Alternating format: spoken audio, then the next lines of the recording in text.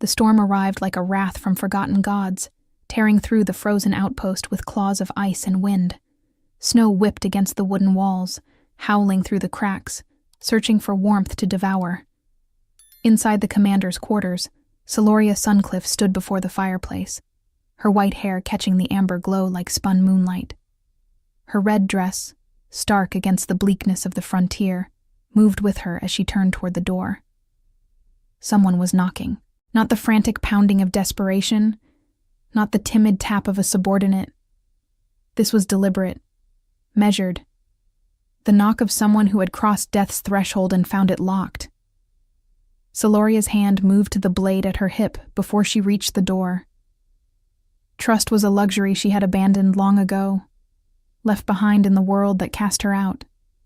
Here, in this frozen edge of the world, trust meant weakness, and weakness meant death. She pulled the door open. A man stood in the blizzard, towering and broad-shouldered, his silhouette carved from shadow and storm. Blood stained the snow at his feet, dark rivulets trailing from wounds hidden beneath his tattered cloak. His face was half obscured by long black hair plastered to his skin, a thick beard crusted with ice. But his eyes, those eyes burned with something ancient and unyielding, amber like molten gold in the firelight spilling from behind her. He did not speak, did not beg.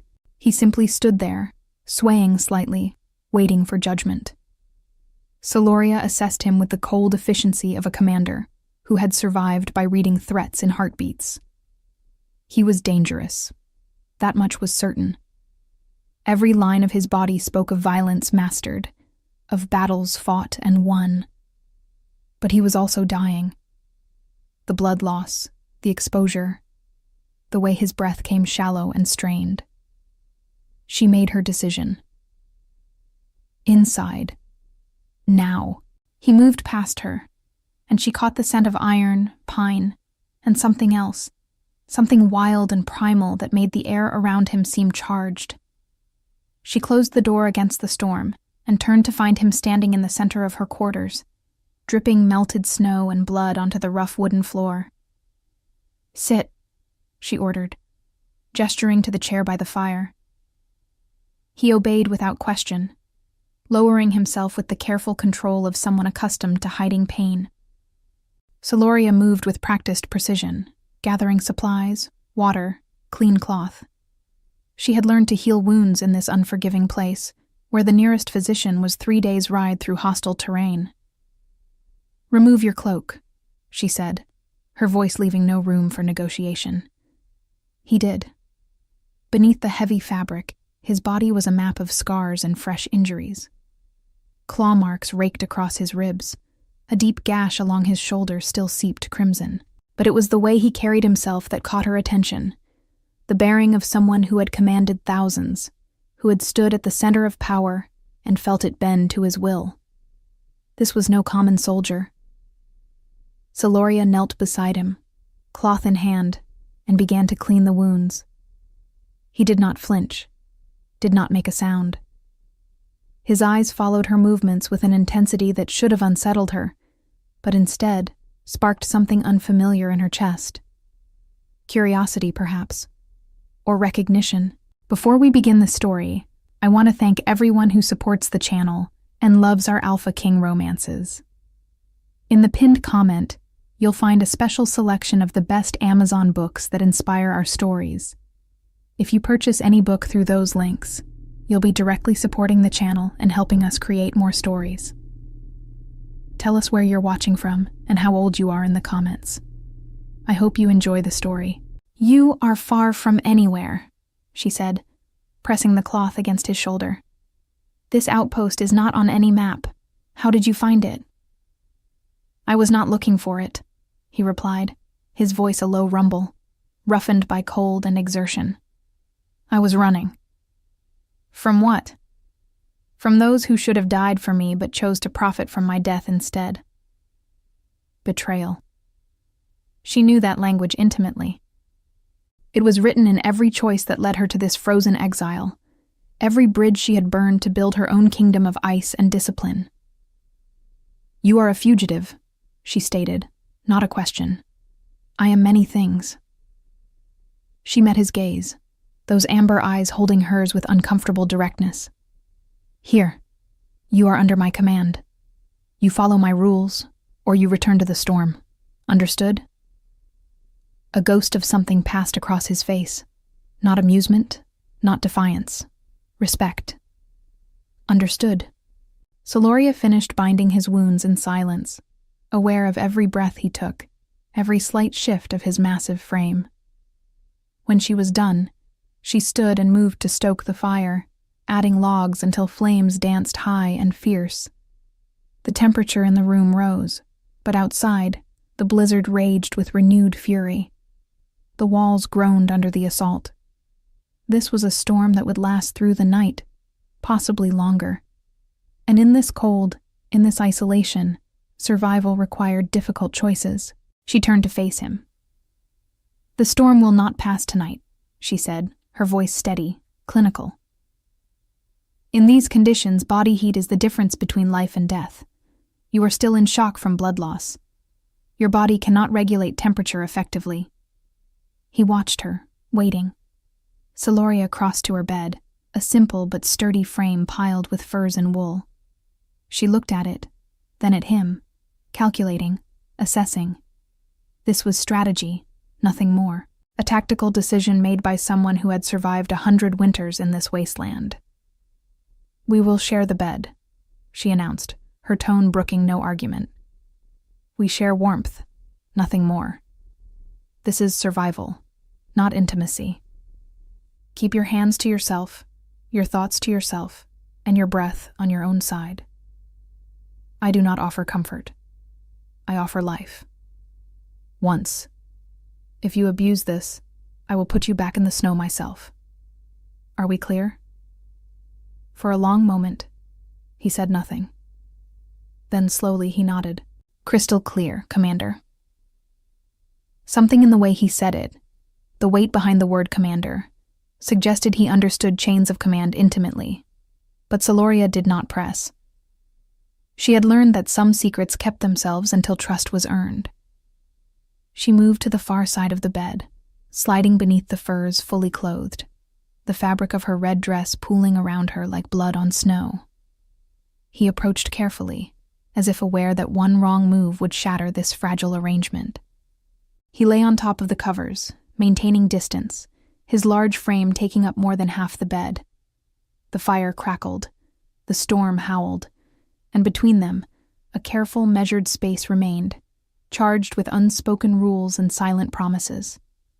Celoria closed her eyes, forcing herself to focus on the rhythm of her breathing, on the familiar weight of exhaustion pulling her toward sleep.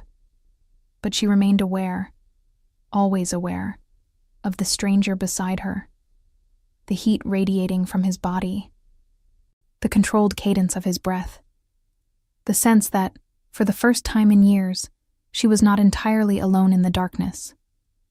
Hours passed. The storm grew worse.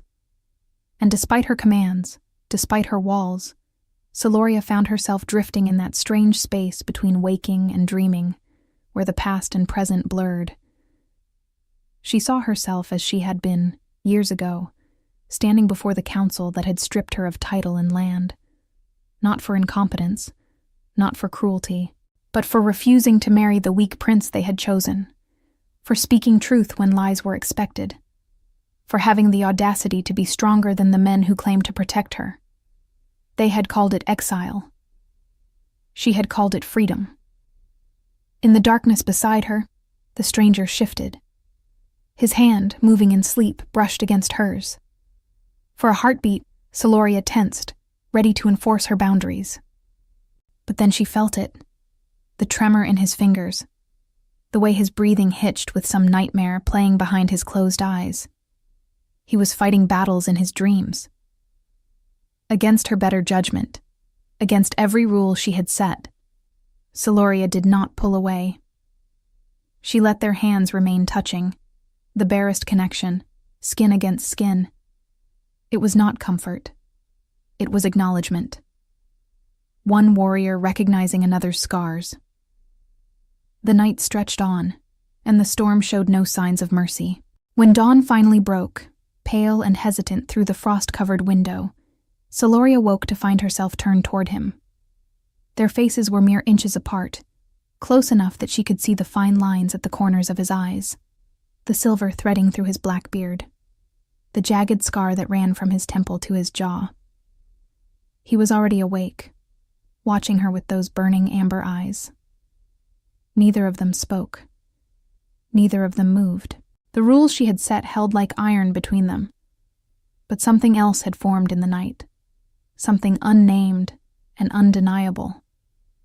Celoria sat up, breaking the moment, her white hair falling around her shoulders.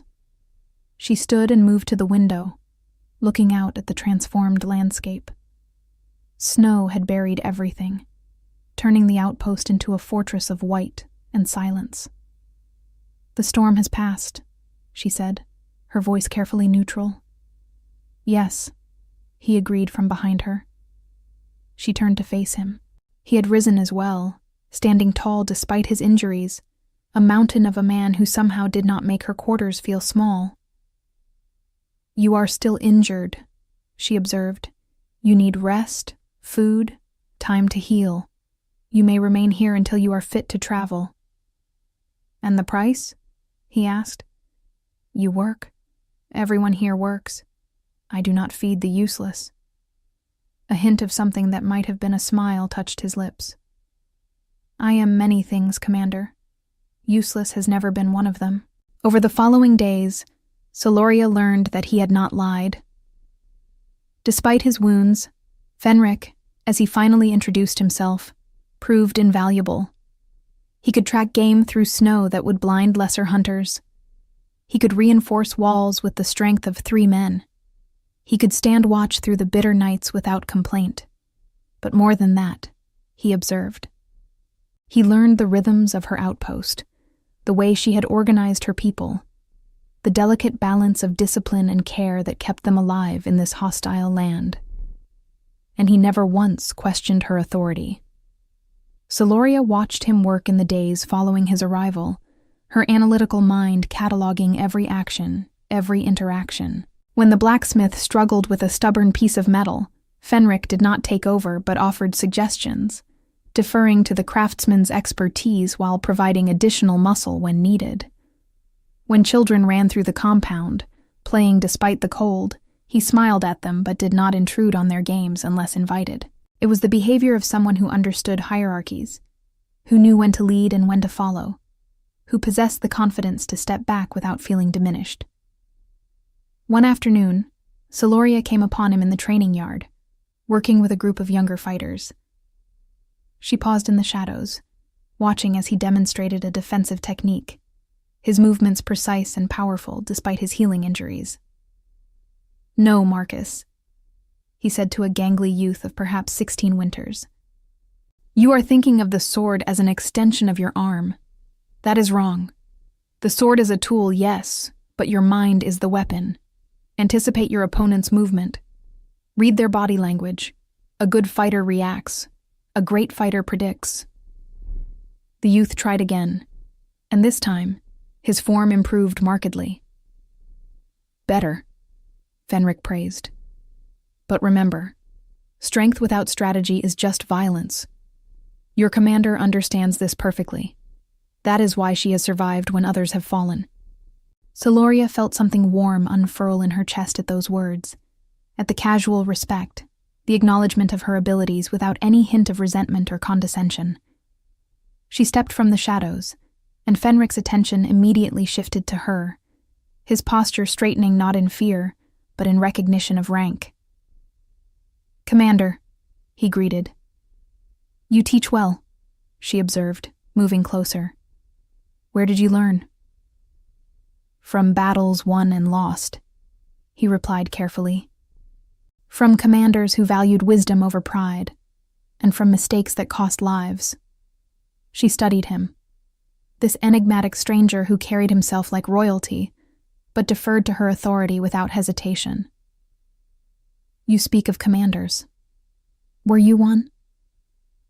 "I was many things in my former life," Fenric said. his amber eyes holding hers steadily. Some good, some necessary. Some I would change if I could go back. But that life is behind me now. Here, I am simply someone learning a better way. It was not a complete answer, but Celoria appreciated the honesty within it. She turned to the young fighters assembled in the yard. Listen to him, she ordered. He knows combat. But remember that combat is only one aspect of survival. Strategy, discipline, knowing when not to fight, these matter equally. Dismissed. The youth scattered, and Celoria found herself alone with Fenric in the training yard, snow beginning to fall in lazy spirals around them. You could assert more authority here, she said quietly. You clearly have the skills, the presence. Some would try to position themselves as co-commanders, to share power. Some would, Fenric agreed. I am not some. You built this place. These people trust you because you earned that trust through years of consistent leadership. I have been here days. I have earned nothing yet. To presume authority would be to disrespect everything you have accomplished. Celoria felt that warm sensation again, stronger this time. How long had it been since someone truly saw her, truly valued what she had built, without trying to take credit or diminish her role? You are unusual, she said, and it was almost a question. I have learned, painfully, that the strongest leaders are often those who know when to follow, Fenric replied. And I see in you someone worth following. They stood in the falling snow, two warriors sizing each other up not as opponents, but as something else, something neither was quite ready to name. The others noticed. Celoria had built her command on respect earned through competence and unwavering fairness. She did not rule through fear or favor. When Fenric deferred to her judgments, when he followed her orders without hesitation, it reinforced something essential. He was not just another refugee seeking shelter. He was choosing to respect her leadership. Corin, her most senior lieutenant, approached her one evening as she reviewed supply inventories. Commander, may I speak freely? Celoria looked up from her ledgers, noting the concern in his weathered face. Always, Corin. You have earned that right. The stranger, Fenric. The men respect him, but they also watch him carefully. He is skilled, perhaps too skilled. Some wonder if he might be a threat, if he might try to challenge your authority. And what do you think? Celoria asked, curious about his assessment. Corin was quiet for a moment, considering. I think he is exactly what he appears to be. A warrior who has seen too much, lost too much, and is trying to find a new path. But more than that, I think he sees in you something rare. Someone who leads without needing to dominate, who builds without destroying. He respects that, maybe even admires it. That concerns you? No, Commander. What concerns me is that you might not see it yourself. You have been alone so long, fighting so hard to maintain your independence, that you might miss when someone offers genuine partnership rather than attempted conquest. Celoria set down her quill, giving Corin her full attention. You think I should trust him? I think you already do on some level. Otherwise he would not still be in your bed, sharing warmth through the nights. I am simply saying that perhaps trust does not have to mean vulnerability. Perhaps with the right person, it can mean strength multiplied. Long after Corin had departed, his words echoed in Celoria's mind. Trust as strength rather than weakness. Partnership rather than conquest. It was a radical thought for someone who had survived by depending only on herself. That night, as she and Fenric settled into their now familiar routine, she found herself studying him in the firelight. This man who had entered her life on a storm and had somehow begun to reshape her understanding of what was possible. You are staring, Fenric observed, his eyes closed but a slight smile playing at his lips. I am thinking, she corrected. About why you are really here, about who you were before the storm, About whether I am foolish to allow you to stay." He opened his eyes then, turning his head to look at her across the small distance they maintained in the bed. "You are not foolish. Cautious, yes. Protective of what you have built. Absolutely. But not foolish. If you were, you would not have survived this long." "Then tell me," she pressed. "Tell me who you really are. Not vague answers about former lives and lost battles. The truth." Fenric was quiet for so long that Celoria thought he might refuse. Then, with a sigh that seemed to carry the weight of worlds, he began to speak. On the 5th night, as they prepared for bed, the routine having become familiar if not comfortable, Celoria spoke into the darkness. "You are not a common soldier." "No," Fenric agreed from his side of the bed. "You carry yourself like a commander, like someone who has led armies." Silence. Then, "I have. And yet you defer to me without resistance. Why?" She heard him shift, felt his attention focus on her through the darkness. "Because command is not about title or birthright," he said, his voice low and thoughtful. "It is about competence, vision, and the will to make hard choices for the good of those who depend on you. You have built something here, in this frozen wasteland. You have created order from chaos, safety from danger. That deserves respect." Celoria's breath caught. In all her years, no one had acknowledged what she had built, what she had sacrificed. They had called her Exile. They had called her stubborn. They had called her cold. No one had called her a leader. "You speak from experience," she said carefully. "I do." "Tell me." Another silence, longer this time. Then, "I once ruled the largest kingdom in the known world. I was born to power, raised for war, taught that leadership meant dominance. And I was betrayed by those I trusted most, those who swore oaths in blood and broke them for gold." Celoria turned toward him in the darkness, though she could barely see his outline. "You are royalty." "I was. Now I am simply a man trying to survive long enough to reclaim what was stolen." "Revenge? Justice. There is a difference." She considered this. "And after? If you succeed? You return to that throne? To that power?" "If I return," Fenric said slowly, "it will not be to restore what was. The system that allowed my betrayal is broken. If I reclaim the throne, it will be to build something better." "Pretty words," Celoria said, but without bite. "Power corrupts. You know this." "It does, which is why it should never be held by one alone." The implication hung between them, unspoken, but present. Days became weeks. The winter deepened, and with it, the threats. Raiders testing the outpost's defenses, wild beasts driven mad by hunger, the constant battle against cold and isolation. Through it all, Fenric fought alongside Celoria's people, not as a guest, but as one of them. She watched him during these skirmishes, the way he moved with lethal grace, the way his presence on the battlefield inspired confidence in those around him. But she also watched the way he checked on the wounded afterward, the way he helped repair damage without being asked, the way he never claimed credit for his contributions. This was a man who understood power, but who did not wield it carelessly. One evening, after a particularly brutal raid had been repelled, Celoria found him on the wall, staring out at the horizon where their enemies had retreated. Blood stained his hands, his face, his clothes. But his eyes were clear and focused. "You fight well," she said, approaching him. "You command well," he replied without turning.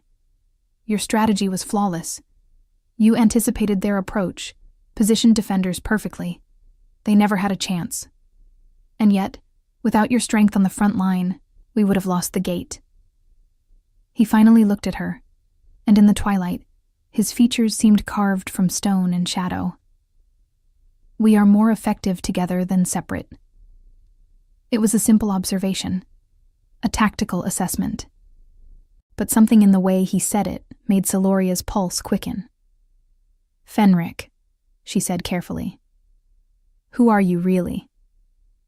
He held her gaze for a long moment, as if weighing what truths he could afford to share. Then he spoke.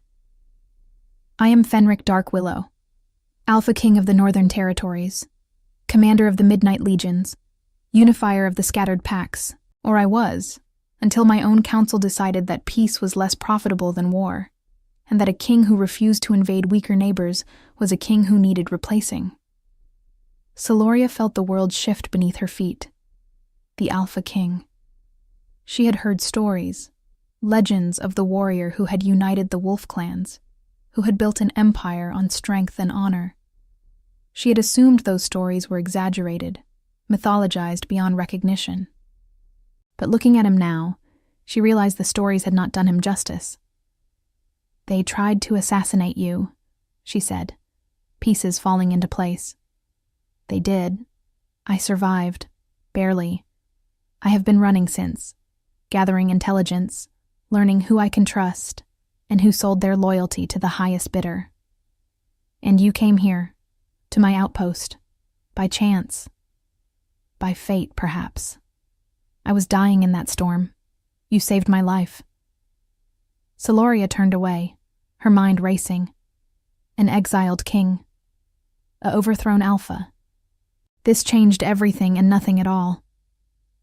"Why tell me now?" she asked.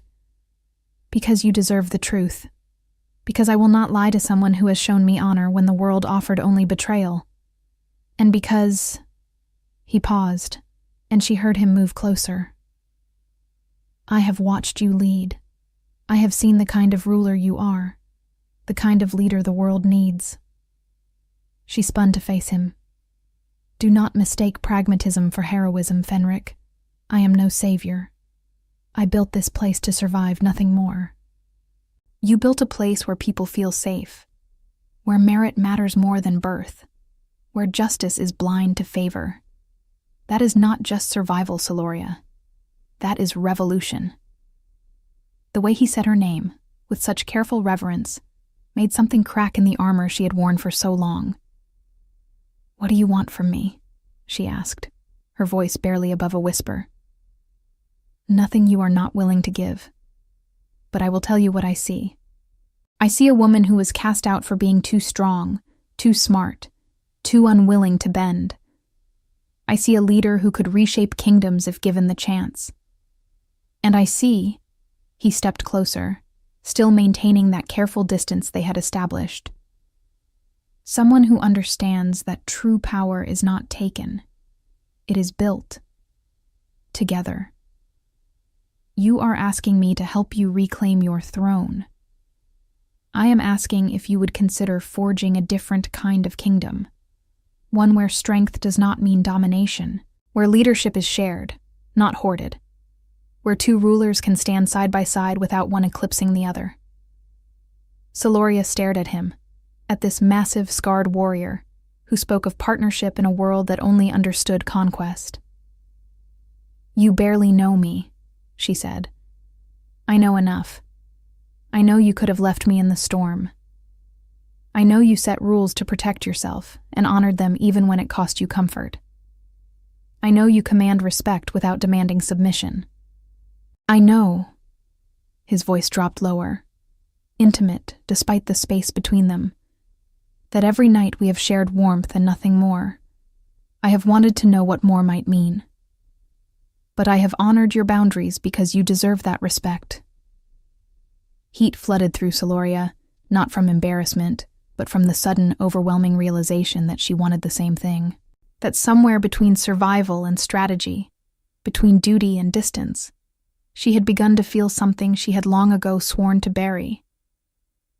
"I do not do this," she said, her voice unsteady. "I do not let people close. I cannot afford—" "I am not asking you to abandon your strength," Fenric interrupted gently. "I am asking you to consider what we could build with it. You do not need to be less for me to be more." We could simply be more together. The night was cold, stars sharp as blades overhead. Around them, the outpost settled into evening routines, people moving to their quarters, fires being banked, the world narrowing to this moment. Celoria made a decision. "If I agree to consider this," she said carefully, "it changes nothing about how this outpost runs. I do not soften. I do not compromise my command. I would expect nothing less. And if we fail, if your kingdom rejects this idea of shared rule, then we build a new kingdom here, in this frozen waste, and prove that our way works better than theirs." She searched his face, looking for deception, for the hunger for power that had corrupted every man she had ever known, but she found only steady determination and something else, something that looked dangerously like hope. "The bed," she said abruptly. "Our arrangement." Fenric went very still. "What about it?" "It changes. No more rules about distance. No more pretending we share warmth for survival alone." His breath caught. "Celoria. But," she continued, her voice firm, "we do this on equal terms. You do not consume me. I do not lose myself. We find a way forward together, or not at all." For a moment she thought he might argue, might try to take charge, to be the alpha the world expected. But instead, Fenric Darkwillow, the exiled king, the warrior legend, bowed his head in acknowledgement. "On equal terms," he agreed. "Always." That night, when they returned to her quarters, the air felt different, charged with possibility and permission. Celoria stood by the fire, suddenly uncertain. This woman who commanded without hesitation, now unsure of something as simple as a touch. Fenric approached slowly, giving her every opportunity to retreat, to reinstate her rules, but she did not move. She stood her ground, chin raised, meeting him with the same fierce courage she brought to battle. He stopped inches away, close enough that she could feel the heat radiating from his body, could see the rapid rise and fall of his chest. "May I?" he asked, his hand raising slowly toward her face. She nodded, words lost somewhere in her tightening throat. His palm cupped her cheek, rough with calluses, but achingly gentle. His thumb traced the line of her jaw, and Celoria's eyes fluttered closed at the simple intimacy of being touched with such care. "You are extraordinary," he murmured. She opened her eyes, meeting his gaze. "You said that about my leadership." "I mean all of you. The warrior, the commander, the woman who survived when the world wanted her to break. All of it." Celoria's hand came up to cover his, pressing it more firmly against her face. "I do not know how to do this. How to be soft." "Then do not be. Be exactly who you are. That is all I want." She rose on her toes, closing the distance between them, and kissed him with all the pent-up longing she had denied for weeks. Fenric responded instantly, his other arm wrapping around her waist, pulling her close without crushing her, holding her with the same careful reverence he had shown since that first night. The kiss deepened, years of isolation and loneliness burning away in the heat between them. When they finally broke apart, both breathing hard, Celoria felt as though she had crossed some invisible threshold, stepped into territory she had never allowed herself to explore. "The bed," Fenric said, his voice rough with desire and restraint. "Yes," she agreed. They moved together, shedding weapons and heavy outer garments, the ritual familiar but transformed. When they finally lay down, it was facing each other, no space between them, no rules, except the ones they made together in whispered conversations and exploring hands. Fenric traced the line of her shoulder, the curve of her hip, mapping her body with the focus of someone memorizing sacred text. And Celoria, who had never allowed anyone this close, found herself doing the same, her fingers finding scars and learning their stories. "Here," she whispered, touching a jagged mark on his ribs. How? A battle I should not have survived. I was protecting someone weaker. Here? Her hand moved to a burn on his forearm. A fire in the palace. I went back for a child who had been left behind. She continued her exploration, and he answered each question with quiet honesty, his own hands never still, never demanding, but constantly affirming her presence, her reality, her choice to be there with him. When they finally came together, it was with the intensity that bordered on reverence. Two people who had survived alone for so long, finally finding refuge in each other. Celoria gasped at the feeling of being so completely connected, vulnerable in a way she had never permitted herself to be. Fenric's forehead pressed against hers, his breath hot on her lips. Are you... Yes, she breathed. Yes. Do not stop. Do not treat me like I am fragile. He smiled against her mouth. I would not dare. They moved together with increasing urgency, pleasure building between them like storm clouds gathering. Celoria clung to him, nails digging into his shoulders, her body arching as sensation overwhelmed thought. And when she finally shattered, crying out his name into the darkness, Fenric followed her over the edge, her name on his lips like a prayer. Afterward, wrapped in furs and each other, Celoria felt something she had not experienced in years. Peace. This changes things, she murmured against his chest. Everything, he agreed, his hand stroking through her white hair. But not in the ways you fear. You are still the commander of this outpost. You are still the strongest woman I have ever known. You are simply no longer alone. And you?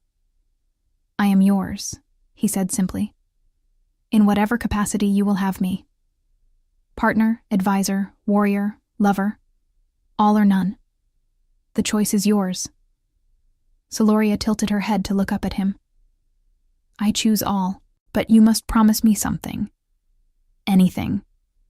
When we reclaim your kingdom, if we reclaim it, you do not expect me to become some decorative queen, some silent partner who smiles and waves. Fenric's hand tightened in her hair, not painfully but possessively. I expect you to rule beside me as an equal, to challenge my decisions when they are wrong, to lead armies if that is what is needed, to reshape the world in ways that terrify those who cling to the old systems. I want a partner, Celoria, not a possession. She smiled, and it was a fierce, wild thing. Then you have found one. The weeks that followed brought new challenges and new patterns. By day, Celoria commanded her outpost with the same unwavering authority, and Fenric supported her without trying to supplant her. He trained her fighters, reinforced her strategies, but always deferred to her final word. The dynamics of their partnership began to reveal itself in countless small moments.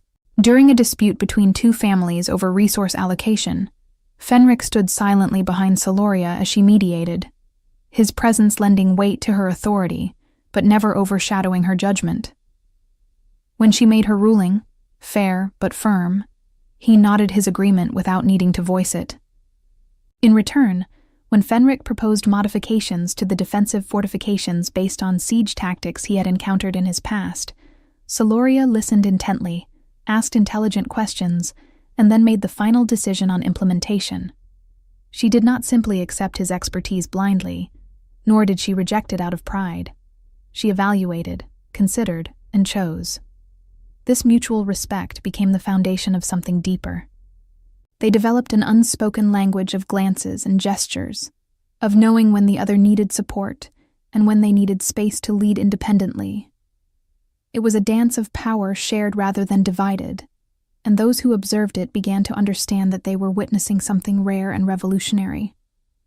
By night, they shared her quarters.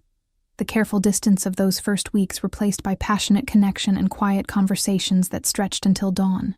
They learned each other's bodies and minds, fears and hopes, building something that felt unshakable precisely because it was built on mutual respect. One evening, wrapped in furs after making love, Celoria traced the scars on Fenric's chest, each one a story written in flesh and pain. "How many battles?" she asked softly. "Too many to count," he replied, his fingers tangling in her white hair. "Some necessary, some political, some simply because I was young and thought strength meant never backing down. Do you regret them?" "Some. I regret the ones where pride mattered more than purpose. I regret the times I could have chosen peace but chose war because it was easier, more expected. I regret," he paused, his hand stilling in her hair, "not learning sooner what true strength looks like." "And what does it look like?" "Like you," he said simply. "Building something from nothing, protecting without dominating, leading without crushing those who follow. That is strength that lasts, that matters. Everything else is just violence dressed in glory." Celoria shifted to look at his face, seeing the sincerity there, the hard-won wisdom. "You said you were a commander. What kind?" "The kind who won battles but lost sight of why we were fighting," Fenric admitted. "The kind who measured success in territory conquered rather than people protected. I was good at war, Celoria. Too good. And that became the problem. When all you know is combat, every problem looks like something to be defeated rather than solved. But you learned. Eventually. Too late to save my kingdom from those who saw my evolution as weakness, but in time to save myself from becoming a monster." He pulled her closer, his voice dropping to something raw and vulnerable. "And then I met you, and realized that what I thought was strength was actually just the absence of alternatives. You showed me what real power looks like. It looks like choices made consciously, like building consensus without demanding submission, like standing firm without standing alone." Celoria's throat tightened at his words, at the genuine admiration in his voice. She had spent so long fighting to be recognized, to be respected, that she had forgotten what it felt like to be truly seen. "I am not some ideal," she said quietly. "I am pragmatic, sometimes cold. I make decisions that hurt people." "You make decisions that keep people alive," Fenric corrected. "There is a difference between cruelty and necessity. You know where that line is, and you never cross it. That is what makes you exceptional." They lay in comfortable silence for a while, the fire crackling, the wind howling outside but unable to touch them in their sanctuary. "Fenric," Celoria said eventually, "what happens when you are healed, when you are strong enough to reclaim what was taken from you?" "That depends on you." "On me?" "On whether you will consider coming with me. On whether you would be willing to take what we have built here and expand it. On whether you believe, as I have come to believe, that we are stronger together than we could ever be apart." Celoria's heart hammered in her chest. He was not asking her to follow him, to support his cause as a subordinate. He was asking her to partner with him, to co-create something new. "You barely know me," she whispered. "I know enough. I know you are brilliant and fierce and honorable. I know you see the world clearly, without the illusions that comfort weaker minds. I know that when you give your word, it is unbreakable. And I know," his hand cupped her face, tilting it so she had to meet his eyes, "that I have never met anyone who challenges me to be better while accepting exactly who I am. That is not something you find twice in a lifetime." "I have built this place," she said, and heard the uncertainty in her own voice. "Leaving would mean abandoning. It would mean expanding," Fenric interrupted gently. "Not abandoning. These people trust you. They would follow you anywhere. And imagine what you could build with a kingdom's resources instead of an outpost's scraps. Imagine the change you could create with power amplified by legitimacy. Shared power. Always shared. I have no interest in returning to sole rule. It was lonely, Celoria, isolated. Every decision made alone. Every burden carried without true partnership. I would rather build a new kind of kingdom with you than reclaim the old one alone." It was a seductive vision, tempting in its possibility, terrifying in its implications. Celoria had spent years insulating herself from vulnerability, from hope, from dreams larger than simple survival. But looking at Fenric, at this man who had somehow slipped past all her defenses, not through force, but through consistent respect and genuine partnership, she felt something long dormant stirring to life. Hope. "If I agree," she said carefully, "it changes nothing about who I am. I will not soften to please courtiers. I will not smile and wave while you make decisions. I will not be decorative." "I would be insulted if you tried," Fenric replied, a hint of humor warming his voice. "I want a partner who challenges me, who brings perspective I lack, who sees problems from angles I might miss. Decoration is useless. Collaboration is invaluable." "Then ask me properly," Celoria demanded, something fierce and vulnerable warring in her expression. "No assumptions, no implications. Ask me what you want." Fenric shifted, moving to prop himself up on one elbow so he could look down at her fully. His amber eyes were intense, burning with conviction and something deeper, something that looked like love, even if he had not yet named it. "Celoria Suncliff, commander of the frozen outpost, builder of order from chaos. Will you partner with me to reclaim my kingdom and rebuild it into something better? Will you stand beside me as an equal ruler, your voice carrying the same weight as mine? Will you help me prove that shared power is not weakness, but the ultimate strength? Will you take this risk with me, knowing it might fail, that we might lose everything, but that if we succeed, we could change the world?" The question hung in the air between them, heavy with possibility. Celoria's mind raced through calculations, through risk assessments, through all the logical reasons to refuse. But beneath the logic, beneath the carefully constructed walls, something else spoke with equal force. This was what she had built her outpost for. Not just survival, but the freedom to choose her own path, to build something meaningful, to matter. And Fenric was offering her a chance to do that on a scale she had never imagined, with a partner who valued her completely. "Yes," she said, and felt the word reshape her future. "Yes, I will partner with you. I will help you build this new kingdom, but on one condition." "Name it." "We do not restore your throne. We create a new one.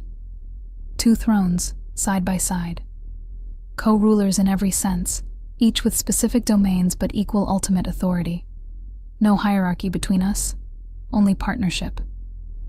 A smile broke across Fenric's face, transforming his fierce features into something beautiful. "Done, and gladly."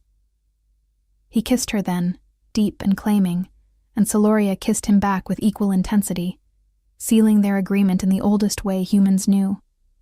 This was not submission. This was choice, and that made all the difference. But the world beyond the outpost was not idle. On a bitter morning near the end of winter, scouts returned with grim news. A force was approaching, soldiers bearing the colors of the northern territories, but not friendly forces. These were the ones who had overthrown Fenric, the usurpers who had claimed his throne and now sought to eliminate any threat to their stolen power. Celoria stood in her command center, maps spread before her white hair pulled back in a severe braid, her red dress replaced by practical fighting leathers.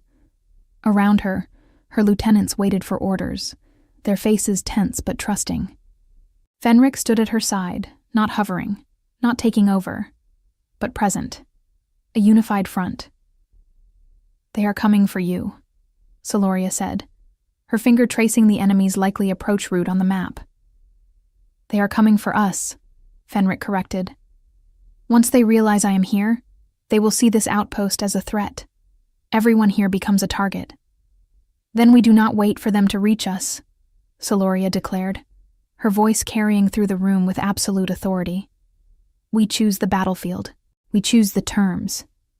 And we show them that this is not some isolated outpost they can crush. This is a fortress, and I am not some weak commander they can intimidate. One of her lieutenants, a grizzled veteran named Corin, spoke up. Commander, we are outnumbered 3-1. If we engage them on open ground. We do not engage them on open ground, Celoria interrupted. We lure them into the narrow pass north of here. We use the terrain. We make them pay for every inch they advance. And we make sure that when survivors flee, they carry stories that will make others think twice before coming after us. Another lieutenant, a young woman named Vara, looked between Celoria and Fenric. And the Alpha King? What is his role in this? Celoria met Fenric's eyes, a silent conversation passing between them. Then she turned back to her people. Fenric Darkwillow will lead our mobile strike force. He will hit their flanks, sow confusion, and force them to divide their attention. I will command the primary defenses in the pass. We will crush them between us like a vice. But, Commander, Corin protested, if something happens to you, if something happens to me, Celoria said coldly, you follow the chain of succession we established. But nothing will happen to me, because I do not lose.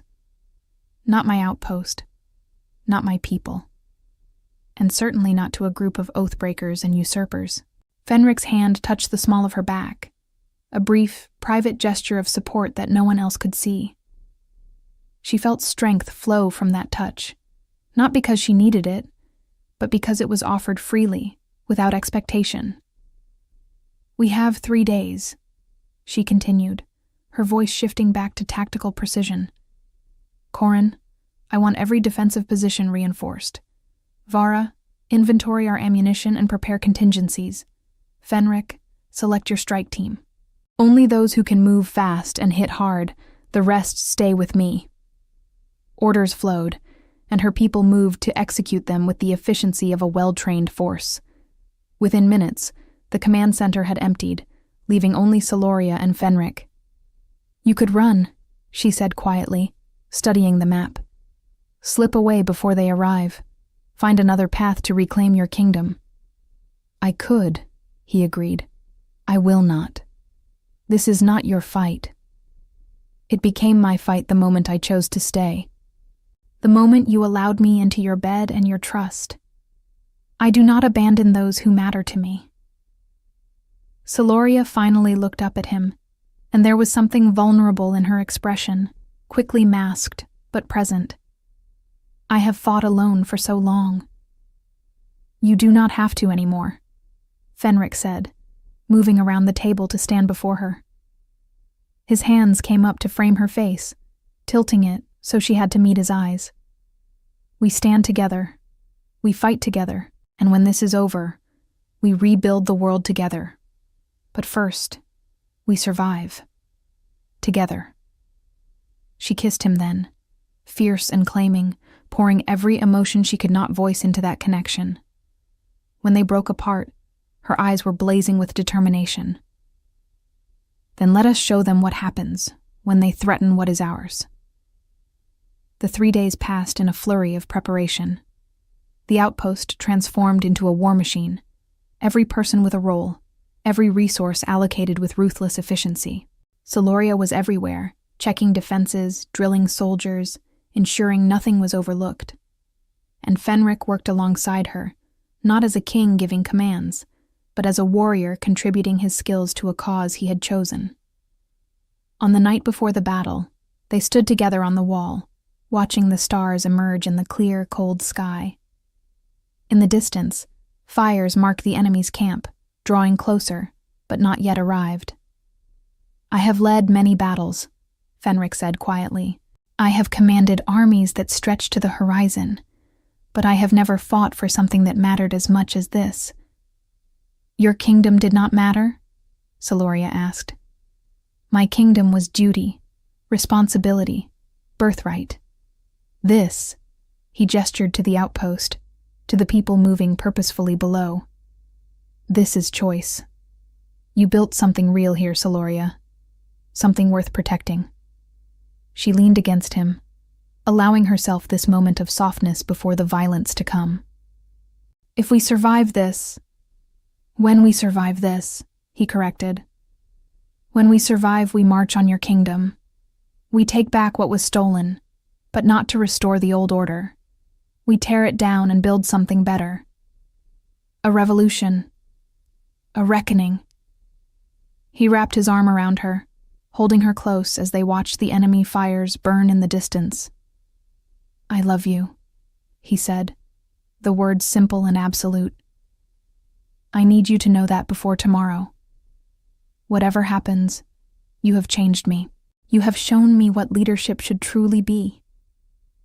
Celoria's breath caught. Love. The word felt foreign and perfect and terrifying all at once.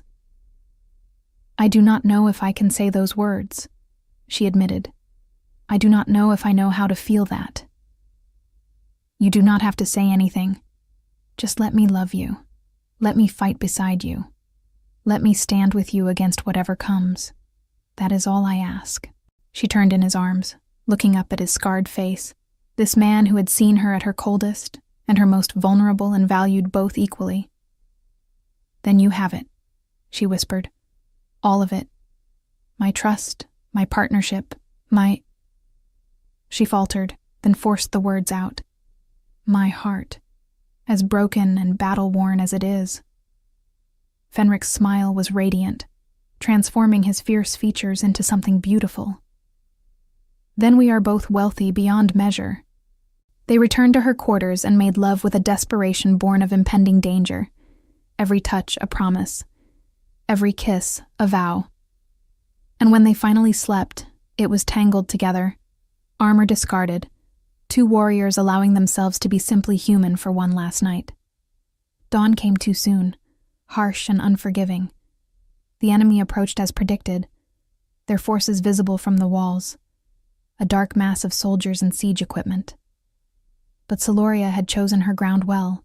The pass they would have to navigate to reach the outpost was narrow, steep-sided, a natural kill box. She stood at the head of her forces, armor polished, white hair streaming like a banner, her red cloak vivid against the snow. She looked every inch the commander, the warrior queen, the woman who had built a kingdom from nothing. Beside her, for a brief moment, Fenric stood in full battle regalia, his own armor dark as midnight, weapons gleaming. He looked like legends made flesh, the Alpha King in all his terrible glory. Stay alive, she ordered, her voice rough. You as well, Commander, he replied, a hint of that first night's formality softening into affection. Then he was gone, leading his strike force on a path that would take them around the enemy's flank, hidden by the terrain Celoria knew so well. She turned to her own forces, raising her voice to carry across the defensive positions. They come to take what we have built. They come expecting to find refugees, outcasts, easy prey. Show them what we really are. Show them that strength is not about where you were born or who gave you a title. It is about what you build, what you protect, what you are willing to die for. Today we teach them that this frozen waste is ours, and we do not surrender what is ours. A roar rose from her soldiers, fierce and defiant. The enemy entered the pass, and Celoria gave the order to begin. Arrows darkened the sky, finding gaps in armor, dropping men before they could close distance. Boulders, carefully positioned over weeks, were released to tumble down the steep sides, crushing soldiers and shattering formations.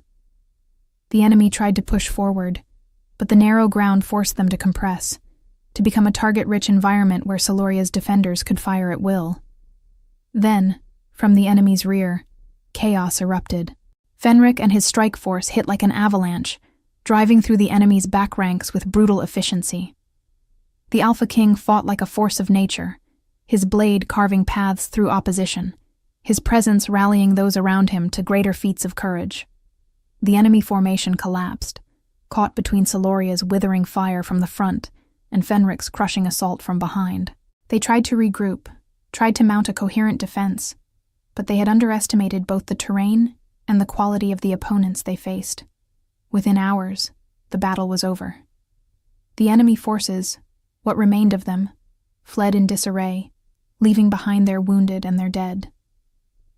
Celoria walked through the aftermath, checking on her people, ensuring the wounded received care, that defenses remained strong in case of a counterattack. Her dress, stained with blood and dirt, swirled around her legs as she moved with purposeful efficiency. She found Fenric near the far end of the pass, surrounded by his strike team, all of them exhausted, but triumphant. When he saw her, his face transformed, worry melting into relief. He crossed to her in long strides and pulled her into his arms, not caring who saw, not caring about protocol or dignity. He simply held her, and she held him back, two survivors confirming each other's continued existence. "We won," she said against his chest. "You won," he corrected. "Your strategy, your terrain, your people. I merely supported." She pulled back to look at him, and there was something fierce in her expression.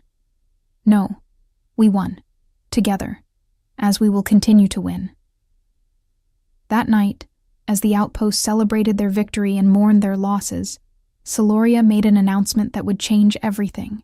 Standing before her gathered people, Fenric at her side, she spoke with the authority of someone who had earned the right to reshape the world. "You have fought beside me for years. You have trusted my leadership, followed my commands, built this place into something worth fighting for. Today, you proved that what we have here is stronger than armies, more powerful than wealth or bloodlines. We won because we are united, because we value each other, because we have built something real." She paused, letting her words settle. "Fenric Darkwillow, as many of you have realized, is the Alpha King, overthrown by traitors who valued profit over honor. Those traitors sent forces against us today. They will send more. So we will not wait. We will march on the northern territories. We will reclaim the throne, but not to restore the old order. We will build something new. A kingdom where strength and strategy matter more than birth, where leaders are chosen by merit, not bloodline, where two rulers can stand side by side as equals." Murmurs rippled through the crowd, not of dissent, but of excitement, of possibility. "I am offering you a choice," Celoria continued. "You can stay here, continue to guard this outpost, and I will make sure you are protected and supplied. Or you can march with us. Help us tear down a corrupt system and build something better. The choice is yours. I will not force anyone." For a long moment, no one spoke. Then Corin, the grizzled veteran, stepped forward. "Commander, I have followed you for 8 years, through storms and starvation, raids and winters that should have killed us all. You have never led us wrong. If you say we march to change the world, then I say we march." One by one, others stepped forward, pledging themselves not out of compulsion, but choice. By the time the night was over, nearly every able-bodied person in the outpost had volunteered to join the campaign.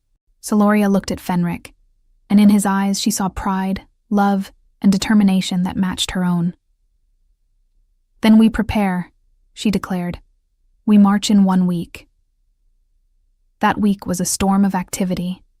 The outpost was transformed into a staging ground for war. Supplies were gathered, weapons sharpened, strategies refined. Messages were sent to distant allies, calling in favors, building a network of support.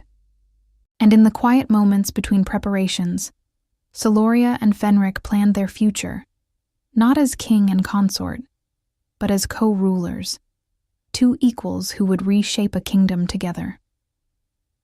"The council that betrayed you," Celoria said one night, studying maps of the northern territories.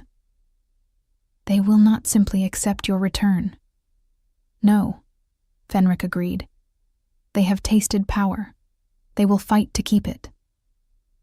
"Then we do not fight to reclaim. We fight to replace.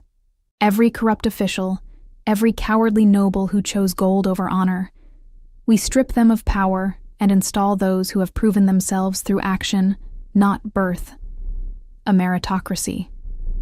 A true kingdom, Celoria corrected, where strength is measured in character, not just combat ability, where wisdom is valued alongside courage. Fenric reached across the table, taking her hand. You will make an extraordinary queen. I will make an extraordinary co-ruler, she corrected. I did not build this place alone, and I will not rule a kingdom alone. We do this together, or not at all. Together, he agreed, sealing the promise with a kiss. The march began under clear skies, a column of warriors moving with purpose through the frozen landscape. Celoria rode at the front, her white hair streaming behind her, her red cloak a banner of defiance. Beside her, Fenric, the Alpha King reclaiming his throne not through birthright, but through choice and earned loyalty. As they traveled, word spread. Refugees from the Northern Territories, those who had suffered under the corrupt council's rule, began to join them. Soldiers who had deserted rather than serve oathbreakers pledged themselves to Fenric's cause. Small outposts and villages, hearing of a leader who valued strength and justice equally, sent representatives to support Celoria's vision. By the time they reached the borders of the Northern Territories, their force had tripled in size. The council, hearing of the approaching army, sent emissaries to negotiate, to offer terms, to find some way to avoid open conflict. But Celoria and Fenric refused to meet with them in private. Instead, they held a public audience, allowing all to hear the council's offers and their responses. You offer to acknowledge Fenric's return if he agrees to rule as a figurehead to let the council maintain true power, Celoria said, her voice cutting through the assembled crowd. You offer wealth, lands, titles, everything except what matters: justice. The lead emissary, a rotund man dripping with jewels, sputtered. The Alpha King should be grateful for our mercy, for our willingness to— Mercy? Fenric's voice was quiet but lethal. You speak of mercy after trying to have me assassinated? After spending years enriching yourselves while the people you were sworn to protect suffered? We brought stability. You brought tyranny, Celoria interrupted, and now you will face its reckoning. The emissaries were sent back with a simple message. Surrender the throne and accept exile, or face the consequences. They chose to fight. The battle for the capital was not a single engagement, but a campaign that lasted weeks. The council had wealth and mercenaries, but Fenric and Celoria had something more powerful. Loyalty earned through respect, and a cause worth dying for. Celoria's tactical genius shone as she orchestrated a complex strategy that isolated council forces, cut off their supply lines, and turned their own defenses against them. Fenric's prowess in combat and his ability to inspire warriors made him the tip of the spear, the force that broke through enemy lines again and again. But what truly turned the tide was the people themselves. Citizens of the Northern Territories, tired of corruption and abuse, rose up to support the invasion, providing intelligence, sabotaging council efforts, opening gates from the inside. The final battle took place in the throne room itself. Celoria fought alongside Fenric, her blade singing through the air as they carved through the council's final defenders. She was magnificent, a warrior goddess in red and white, moving with lethal grace and absolute purpose. And beside her, Fenric was unstoppable, the Alpha King reclaiming his birthright not through inheritance, but through strength and will. When the last of the council's forces fell, the throne room fell silent. At the far end, on a raised platform, sat the throne of the Northern Territories, empty and waiting. Fenric looked at it, then at Celoria. She met his gaze, and between them passed understanding, agreement, choice. Together, they walked to the throne, but they did not sit. Instead, they turned to face the gathered crowd, those who had fought beside them, those who had supported them, those who had risked everything for this moment. This throne, Fenric declared, his voice carrying through the massive chamber, was once a symbol of power concentrated in a single individual. That era ends today. Celoria stepped forward.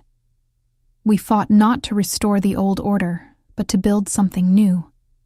A kingdom where leadership is shared, where power is balanced, where strength and wisdom work in harmony. From this day forward, Fenric continued, the northern territories will be ruled by 2 crowns, equal in authority, balanced in vision. One to command the armies, one to shape the strategies, one to inspire warriors, one to build alliances. Together, we will be stronger than any single ruler could ever be. A roar of approval shook the throne room. In the months that followed, Celoria and Fenric worked tirelessly to reshape the kingdom. Corrupt officials were removed, not out of vengeance but necessity. New leaders were appointed based on merit and proven ability. Laws were rewritten to protect the vulnerable while rewarding competence and courage. It was not easy. There were those who resisted change, who clung to the old ways. But Celoria and Fenric faced each challenge together, never allowing opposition to divide them, never compromising on the vision they had built. And slowly, the kingdom began to transform. On the day of their joint coronation, Celoria stood in her quarters, preparing for the ceremony. Her dress was a masterpiece, red as blood, flowing like water, embroidered with symbols of strength and wisdom. Her white hair had been woven with silver and diamonds that caught the light like stars. Fenric entered, resplendent in his own ceremonial armor, black as midnight, marked with symbols of the wolf clans and the kingdom he had reclaimed. He stopped when he saw her, and the look on his face made her breath catch. "You are breathtaking," he said simply. "We are being crowned today," she replied, a hint of uncertainty in her voice. "I am about to become a queen, a role I never wanted, in a system I spent years rejecting." Fenric crossed to her, taking her hands. "You are not becoming what the old queens were. You are redefining what a queen can be. You are showing the world that strength does not require submission, that partnership does not diminish power. You are exactly who you have always been, Celoria. The woman who saved my life. The commander who built a kingdom from frozen waste. The warrior who changed the world." She smiled, and it was radiant. "And you are the Alpha King who chose to share his power rather than hoard it. The man who valued partnership over domination. The one who saw me not as a threat to diminish, but as an equal to empower. Then let us go show them what we have built," he said, offering his arm. Together, they walked to the throne room, and the crowd that had gathered there erupted in cheers. This was no traditional coronation with one monarch elevated while all others bowed.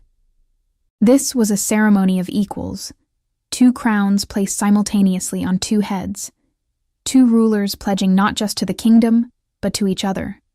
When the ceremony was complete, Celoria and Fenric stood before their people, and Celoria spoke with the authority of someone who had earned every word.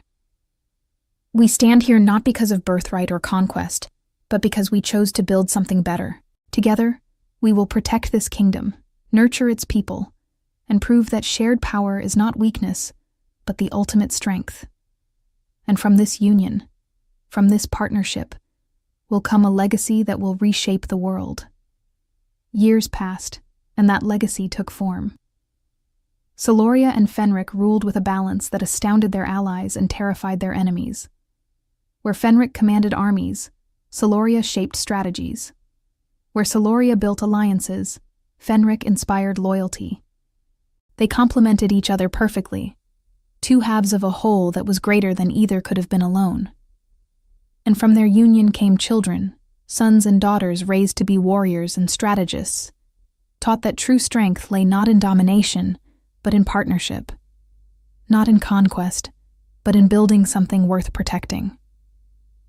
The northern territories flourished under their dual rule, becoming a beacon of what leadership could be when freed from the constraints of tradition and ego. Other kingdoms watched and learned, some embracing the model, others clinging stubbornly to old ways. On a winter night, decades after that first blizzard, Celoria and Fenric stood once again on the walls of what had been her outpost, now a thriving fortress and training ground for the next generation of leaders. Snow fell gently, transforming the world into a canvas of white and shadow. "Do you remember?" Celoria said softly. "The night you knocked on my door, half dead, desperate for shelter?" "I remember a woman in red, who looked at me like I was both a threat and an opportunity," Fenric replied, wrapping his arm around her. "I remember thinking that if I survived the night, I would have to find a way to deserve her trust. And the rules I set? We share warmth, nothing more."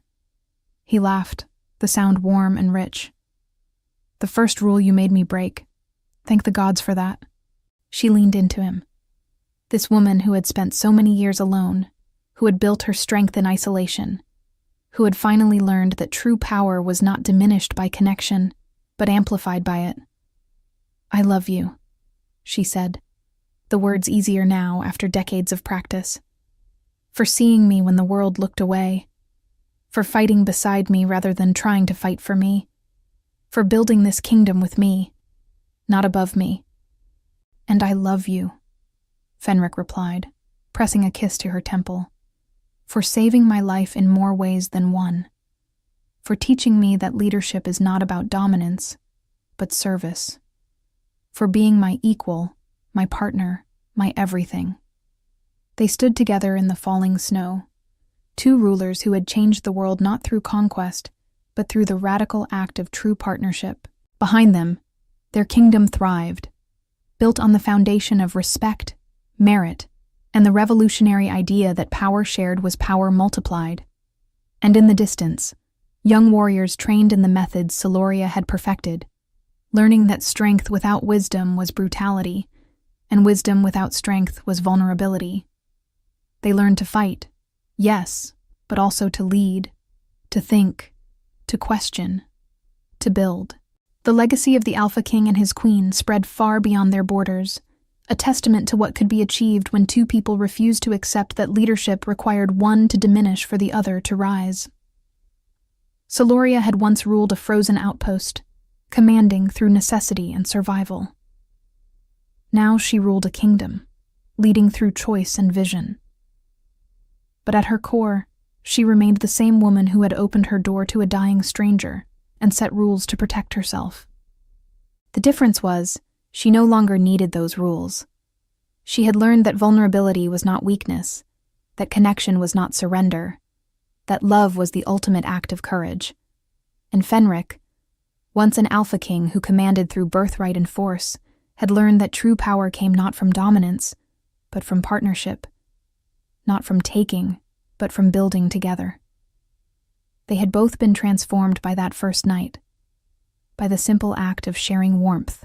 And from that warmth, they had built an empire of ice and fire, strength and wisdom, love and respect. As snow continued to fall and the stars emerged overhead, Celoria turned in Fenric's arms, looking up at the man who had changed her life. "What shall we build next?"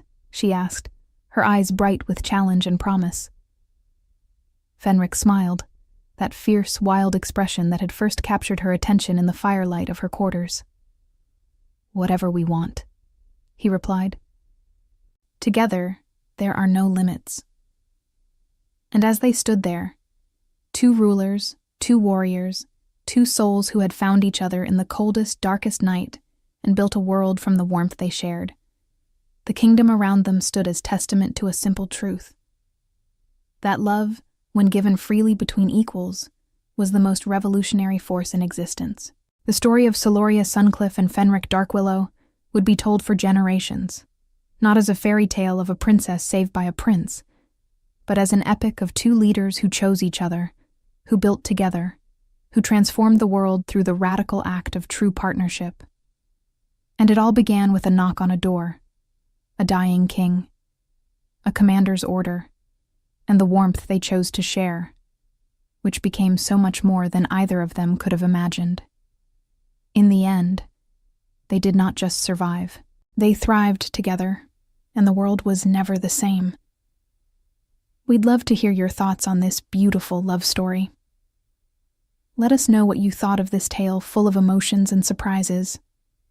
Tell us your name, where you're watching from, and rate this story from 0 to 10 if it touched your heart.